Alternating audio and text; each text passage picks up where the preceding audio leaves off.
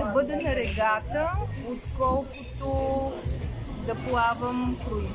Ами точно заради емоцията и заради вълнението, което го има. На мен ми трябва адреналин.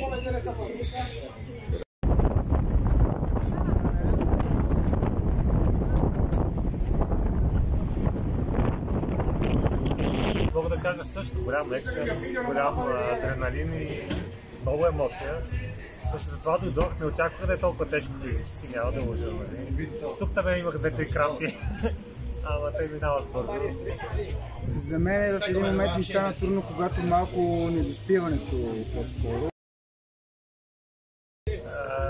Така, за удоволствие това, че всеки ден намираш някакъв по-добър подход и някой ти показва да се даде по-добър подход и става по-приятно, по-лесно.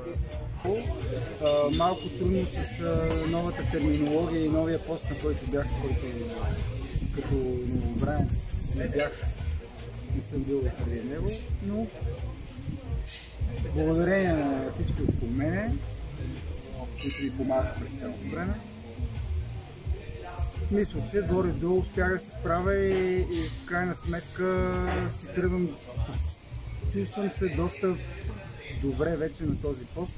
Това, което съм щастлива, че след третия ден вече сама разбирах кога греша и не знаех какво трябва да направя, за да не греша.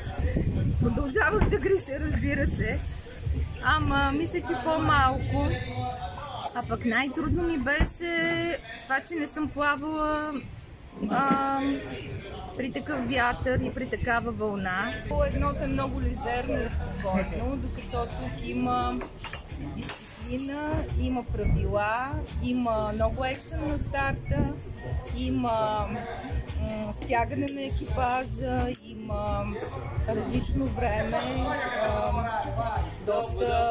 доста трудности, които трябва да се преодолеят и съвсем като емоция и като преживяване е различно.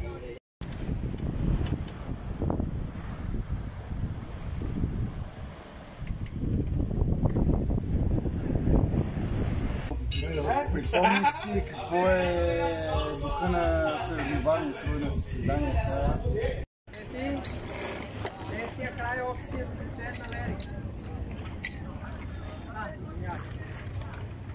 Чисто отборна работа. Да, който харесва отборна работа. Ако някой е с голямо его и играе много сингъл, ще му е трудно и на колектива ще му е трудно. Това е ясно. За мен за хора с смисъл ежедневие, които търсят предизвикателство, с активна почивка. Да, сигурно да нямат страх, определено да нямат страх. Аз за страха бих добавил. Значи, ако някой има страх от нещо, може би е добре да опита да се насочи точно към същото нещо, за да го преодолее и да няма страх. Примерно, на мен ме беше страх от загубата на равновесие при работа на носа и затова съм се стремял към по-предните позиции, за да видя предела на възможностите си. Съм общо взето доволен от това, което постигам с работа на Фордека. Трябва да си авантюрист, трябва да си смел, трябва да се хвърляш, трябва да можеш да се разгледаш за останалите, когато видиш, че някой не се справя добре, да му подадеш ръка и така нататък. Започнеш и от началото трябва да стигнеш до края, независимо дали те боли, независимо колко силно имаш, независимо дали се справиш или не. Просто трябва да стигнеш. Защото си част от отбора, не може да прецакаш отбора.